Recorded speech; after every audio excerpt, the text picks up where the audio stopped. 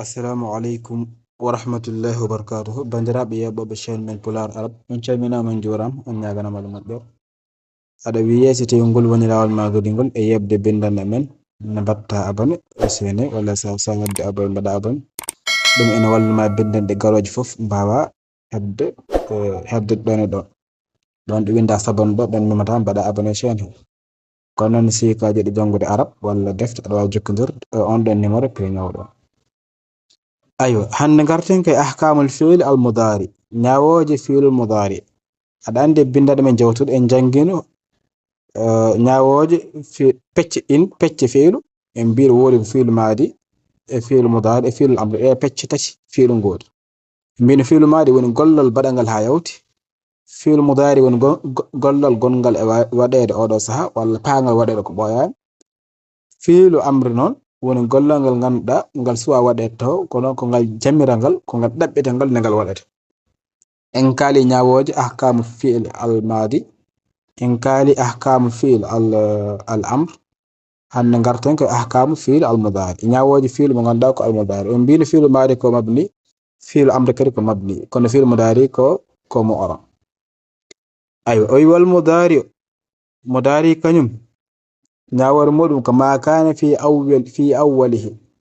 koko laati e sakkete e arwande muɗum nde ihda zawaid al arba'i gotel e ɗeɗo ɓeydi nayyi ɗeɗo alkule nayyi so tawi ardima fi'l andu ena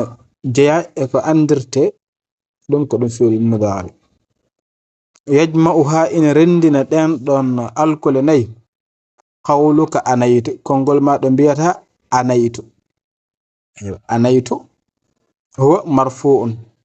anaytu noon koko waɗa raf'a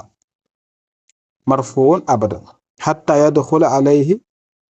nasibun ko ha nasib naati hen aw jazim walla jazim so wona ɗum toujours ko watte rafa jiiɗa e madi toujours ko watte fatha jiiɗa e amru toujours koko watte sukun walla hasf harfi Allah kono mudari kañum toujours ko marfu si tawi nasib naati hen wona mansub so tawi jazim naati hen wona majjum. Anaytu noon o fanti ɗon ko alkule nayyi anaytu woni hamza o so tawi kañum ene jeeya e ko andirte oɗo ko fi'lu mudari anaytu ko wayno azhabu aqra'u adrusu afhamu ɗeɗo ko fi'lu mudari hol sababu so en ƴeewi arwande no fuɗɗiri ko hamza sakketo gasiri ko rafa kono noon kadi nun jeeyaka e ɗeɗo alkule nayyi ko wayno nazhabu naqra'u nafhamu nadrusu nashrabu na'kulu na wadde ko ɗiɗo fi'luji ko mudari sabu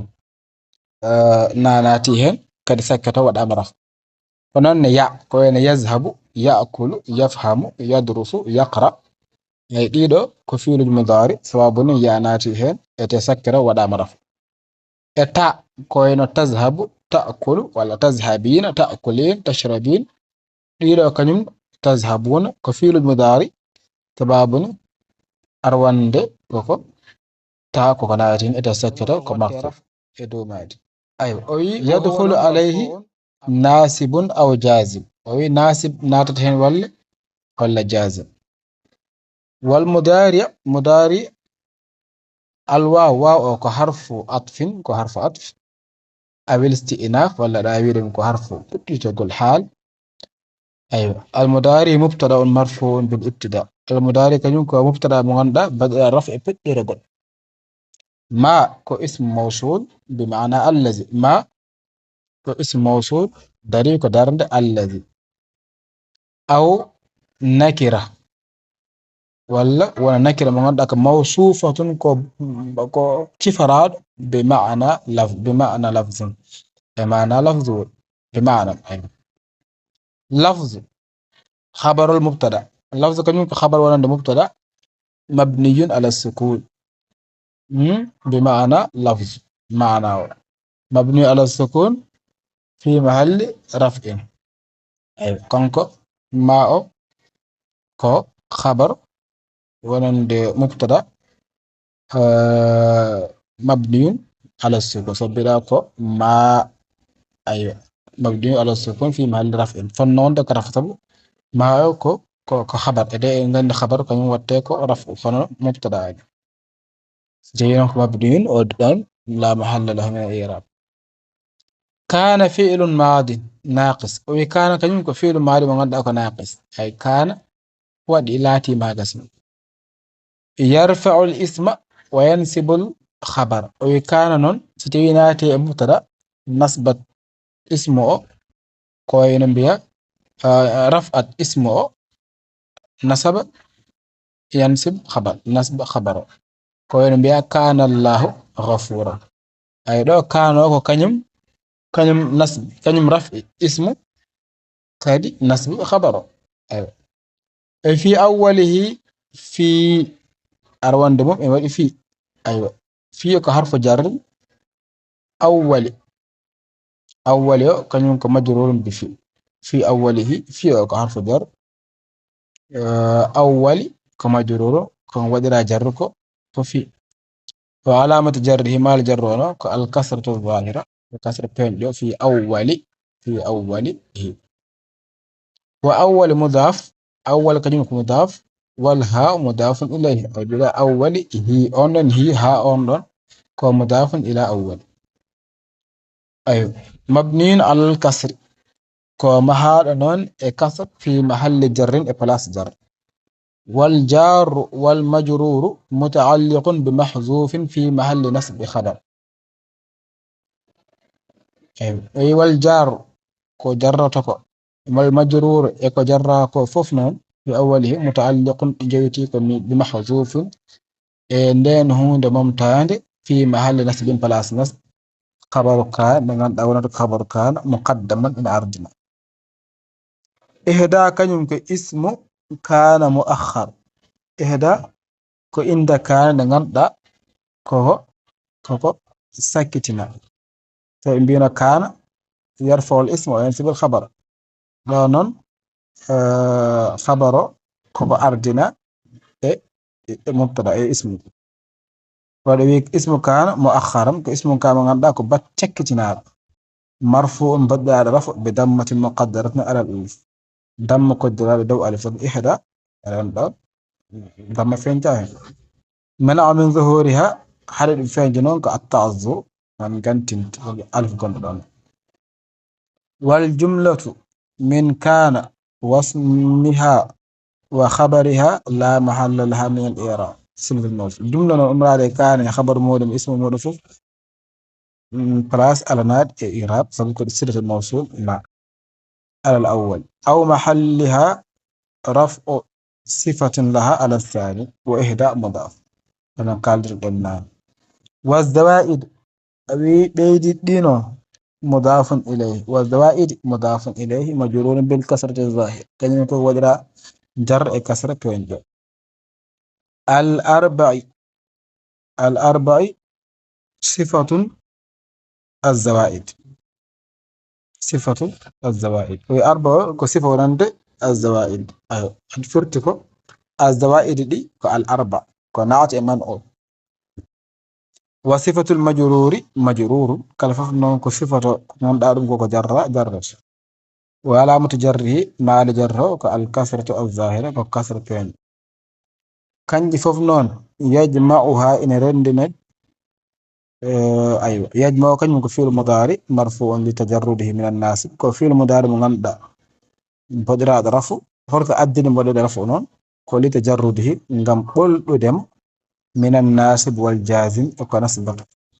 جزمت على كنسبت على كجزمت لو ودي بيدا يجمع أيوه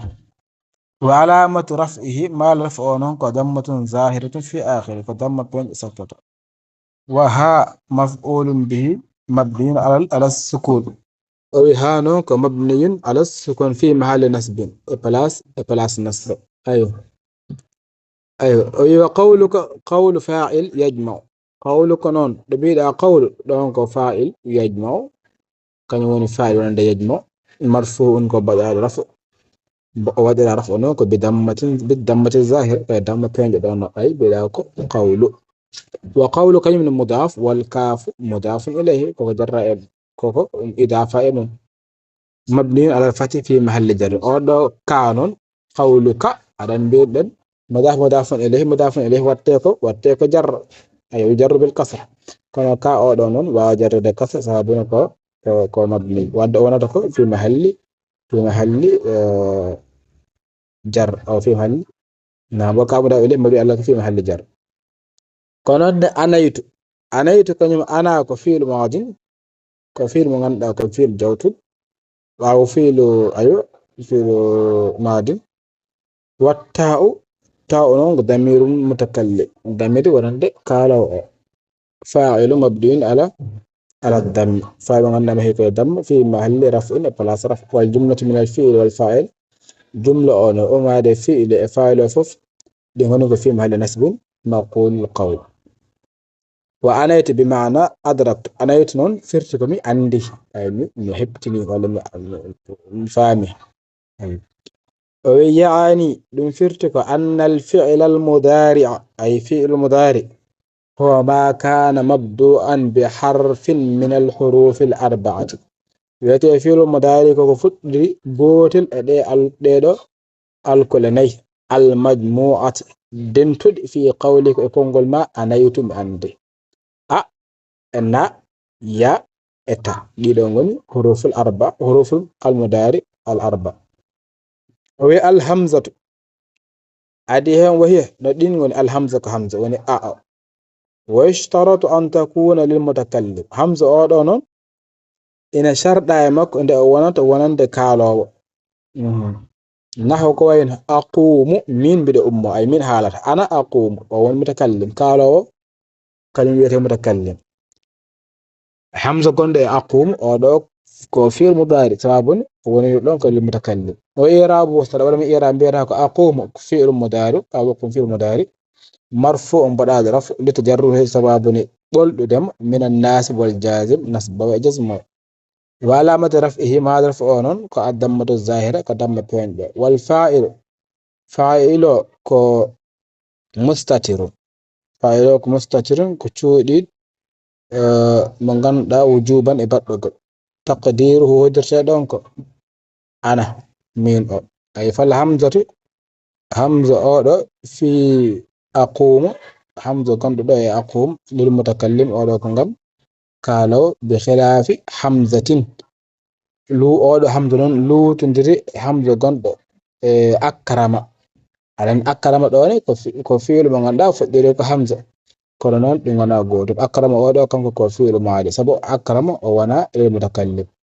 fa innaha lil ghaib oɗo ko ngam ghaib ngam birniɗo ay kanko o teddini taqul aɗa wiya akrama zaydun amran zaydu de teddini omar teddini amr ayo ado o ko fi'lu maadi falizalik ɗum addanima dakhalat o naati alal maadi e maadi wan nun e nun kañum ne ene jeeya e sharɗeji muɗum wa yashtaratu an takuna lil mutakallimi al mu'azzim nafsuhu ina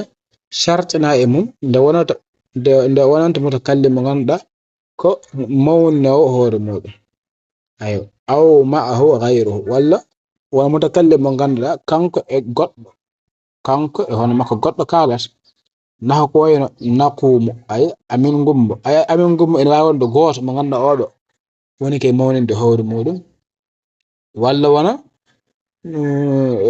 kanko e goɗɗo ɗiɗo paydo wa i'rabu tadum i'rab biyata ko naqumu ko fi'lun mudari'un marfu'un ko fi'l mudari mo ganduɗa ko marfu litajarrude sabune ɓolɗudemo minan nasib wal jazim nasba wa jazma wa alamati raf'ihi ma raf onon ko ad-dammatu az-zahir ko damma pen wal fa'ilu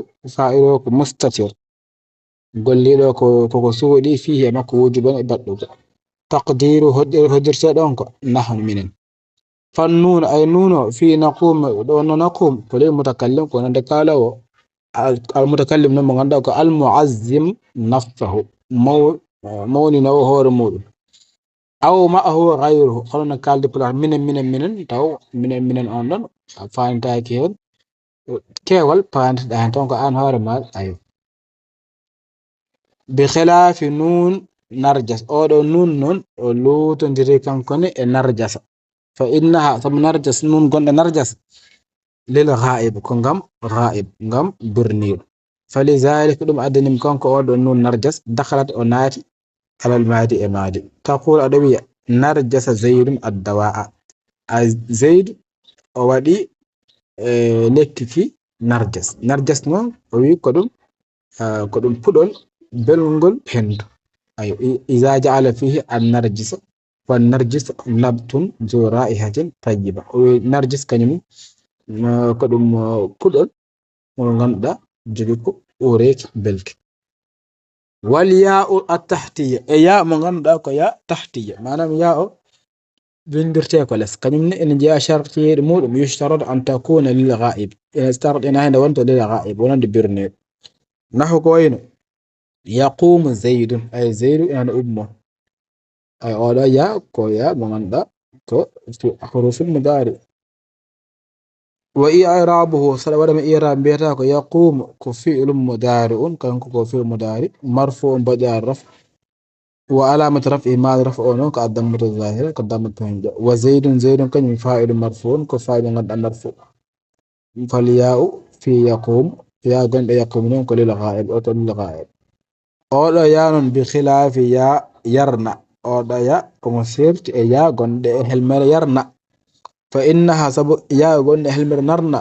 يرنا تكون للغائب ولا تندوك للغائب برنيب والمتكلم إكاره فلذا لم أدني مكان كنا دخلت أناتف على المادي مادي تقول أدوية يرنا زيد يرنا زيد الشيب أي زيد دي فودي دانان ديدي ودي هن فودها دم بولتي ولا دم وجتي ويرنأته أي مفودي إذا خصبته بالحناء تدي موديهن موجيهن راجون فود وني يرنأته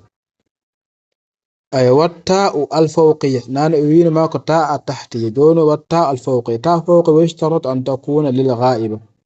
إن شرطنا يمون دونان للغائبة أو للمخاطب ولا ونا للمخاطب أي يا تاء الفوقية أن تكون للغائب غائبة وني هي بيا تقوم هند أي تقوم هند ولا للغائبة هند كم نرى أمة وتقوم يا زيد أن زيد أن أدنى أمة فاهمي وإيرابه إيراب مكن بيراك تقوم فعل مضارع مرفوع بالضمة الظاهرة وفعل مضارع بدأ رفع ضمة كين وهند كن كفاعل مرفوع وفاعل غنى بدأ رفع بالضمة الظاهرة ضمة كين وتقوم الواو كحرف عطف كحرف عطف وتقوم قد فعل مضارع كن كفعل مضارع مرفوع بدأ رفع بالضمة الظاهرة ضمة كين والفاعل فاعل كن مستتر وجوبا كوصول دبط تقديره هدر سدونك أنت عن فهمت ويا حرف نداء يا حرف نداء وزيد زيد كلمة مناد كو ندا تقوم يا زيد مبني كمحيد على الضم في محل نصب بلاس نصب فالتاء في تقوم تاء غن تقوم للغائب ونند غائب والمخاطب دي بخلاف التاء تعلم دي نون جيدا التاء من غندا ونكو يتعلم حلمر تعلم طب أولا تاء فإنها للغائب أولا تاء كو غنند لا تنتوكو كو غائب من غندا أولا كو بيرني فلذلك دم أدن مكانك دخلت وناتك على المادي تقول أدبي تعلم زيد المسألة زيد دي عند نيمة نام دال ولا مسألة زيد دي جنجي مسألة أيوة ودي أولا تاء من سرت تاء دي فهذه دم دونون أعني بانتيم هنك أقوم ونقوم بالنون ويقوم بالتحتية ونقوم أو تقوم بالفوقية أيوة ونقوم كنا فري دوكو أيوة نقوم بالفوقية هذون كلها أفعال مضارع كان يفكر كل فيه الوجود مضارع لوجود حروف الزيادة في أولها أقوم نقوم بالنون ويقوم بالتحتية وتقوم دو فن ودك فد ودك تقوم وانا سبنكم أرينت منك دو تقوم أيوة من عندك بالفوقية كلها كان في أفعال مضارع كان فقد في المضارع أقوم فدريك همزة كو في المضارع للمتكلم نقوم فدريك نون كو في المضارع وللمتكلم المعظم نفسه أو ما هو غيره بالنون ويقوم كان كو في المضارع ولا يقوم كللغائب بالتحتية وتقوم أولا فنودك تقوم بالفوقية من عندك فعل مضارع من عندك غائبة ولا مخاطب بالفوقية ويدير فوق كلها أفعال مضارع كان فوق الفعل المضارع هو كسابق ويسابق لوجود حروف الزيادة في أولها كسباب وديد الكل بيديد أروان دمد والاستتار واجب فيها استتار نون معناه ضميره فاعله دائما أصول أشياء بدو إلا المبدوء بالياء سواء بدري ياء أي تقوم يقوم زيد أي ولا واجب الاستتار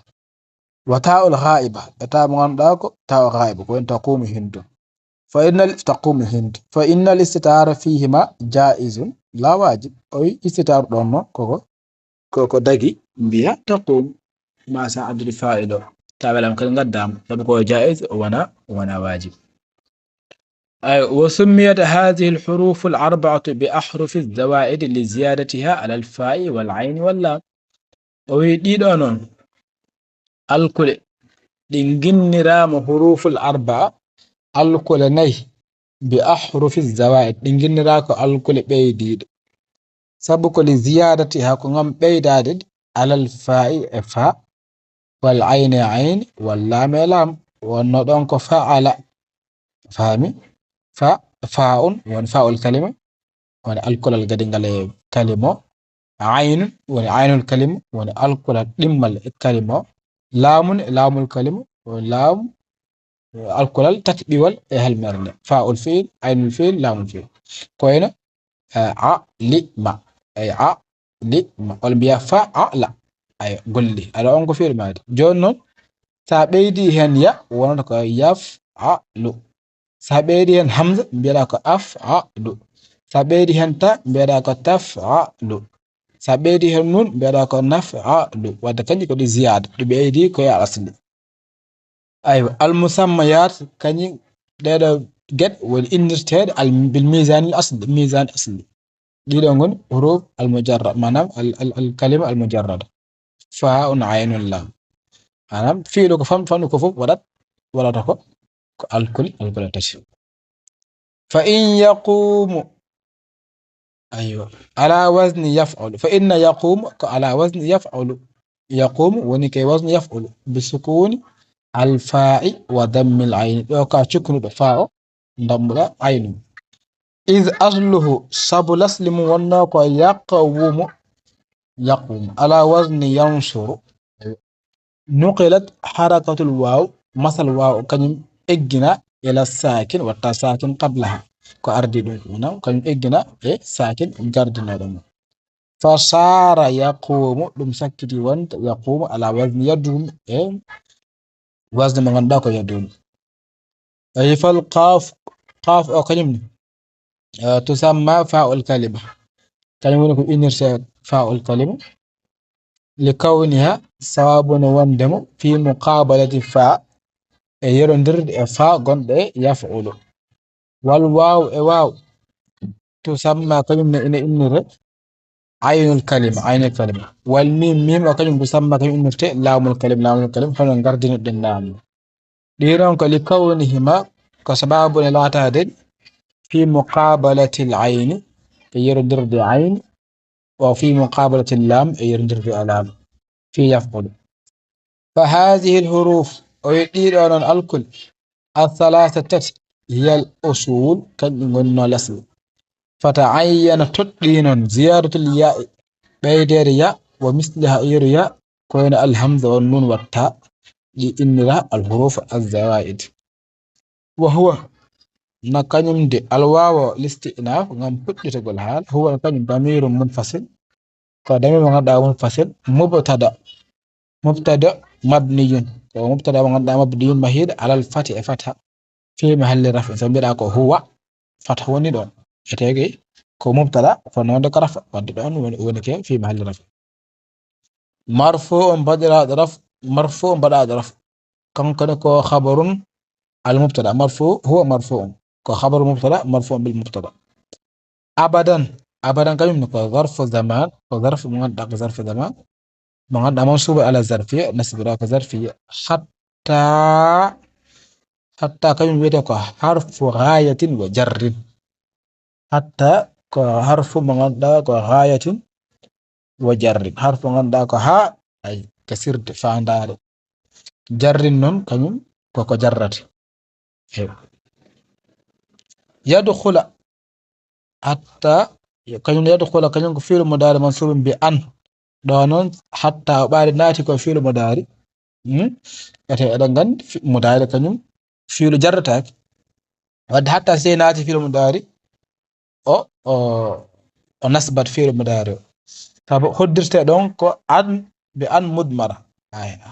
hatta a wiyata hatta an yadkhula mi wiyaɗa ɗon a hoddirta ɗon aɗani hatta kañum nasbata wonko nasbata aɗa to nasbi ko yeno ko an aywa kay lan jon so tawi a yiyan ɗon ɗiɗon ete yadkhula koko nasba wadde holko addini yadkhula nasbede ko an mo jangtaka an nani ɗon o hoddirta ɗon tan kono o jangtataki ko on ɗon addani yadkhula nasbede to waɗi mbiyeɗa hatta yadkhula fi'l mudari mansub bi an mudmara ay kañum wiyete ko an mudmara wujuban e baɗɗugol baada hatta caggal hatta an si ari hatta an si foti arde caggal hatta an o feeñata windataki أيوة سبب دم معناه قائد وجوب وعلامة نسبه مع نسبه الفتحة الظاهرة بلا حتى يدخل عليه كلمة على حرف جر كحرف جر والهاء كضمير مبني على الكسر كضمير من دامه كسر في محل جر فلا جر لأنه سبب كان اسم مبني كو عند مهين لا يظهر فيه إعراب فانتهى أيوة حتى يدخل عليه ناسب كان فاعل يدخل مرفوع بضمة ظاهرة مناسب له كضم ضمتين أو حرف عطف ولا أو كلمة حرف عطف جازم معطوف كلمة على ناسب أي والمعطوف على المرفوع أي مرفوع يعني دمفرتك أن الفعل المضارع أي فعل مضارع يستمر إن ولا على رفعه رفع دم إلى وجود ناسب فينسبه ها أدنى نسبه أو نسبه أو إلى وجود جازم فيجزم ولا هو أدنى جزم وجزم واختلف نور درام في رافعه هلك رفع في المضارع فقيل ويام رفع في المضارع هو الأصح كان يقول سلك التجرد أي قل إناد من الناسب النسب والجازم أي جزمه أيوة وقيل قد ويام أن أحرف وقيل أحرف المضارع أي كل مضارع دون وهي الأحرف الأربعة السابقة كدين وني الكل دينغان دا ني غرديد دي وني همزة نون يا تادي كان دندي وقيل ويا مشابهته كنغام ننددين دم للاسم في الحركات na din ardir don ko nandidin de fi'l mudari e ism adan ism kanyo ko mu'arab fi'l mudari kanyo ko mu'arab famede fil harakat was sakanat don ardir don no ko ham nande ism danyo ko sukna kayadrib ko ene yadrib fa innahu kanyo ala wazni darib woni kay ala wazni darib manam yadrib wa tan ko bir darib nisab darib ko اسم الفاعل أي من ضرب يضرب وقيل ويام قد هلوله محل الاسم كو جباردم وندم بلاس اسم ورد هذه الأقوال نون ما عدا الأول يعلم بين المطولات قال حال نون حال كنت هندي فف رد كنت هنا نادم عندته دفت جون نيدل ayo hande ɗum wonno windande meɗen e ko fati e fiilu almudari e ahkamuji muɗum so en gari inchallah so en gartoyi ma en gar e nawasibul fi'il ɗi ganduɗa ɗeɗo ko nasboji fiilu to mbiɗen fiilu mudari koko jarrate koko raf'ete ma dama nasib natani hen walla jazim natani hen joni noon so nasib naati hen ƴeewen holno wayata so kadi jazim naati hen ƴeewen kadi holno wayata ayo haɗa yejjude wadde abonné si a waɗani abonné sa yi kadi vidéo ina waɗi sara ne gatta aimé vidéo ji kono kadi nelda ɗum kala mo jiiɗa wonde ina harjini hen wonon si ka jiɗɗo janngude arab walla defte aɗa wawi jokkodirde amen on ɗon numéro toynowo ɗon assalamu aleykum wa rahmatullahi wa barakatuh ha konngol garen e windande meɗen nawasibul fi'il mudari inchallah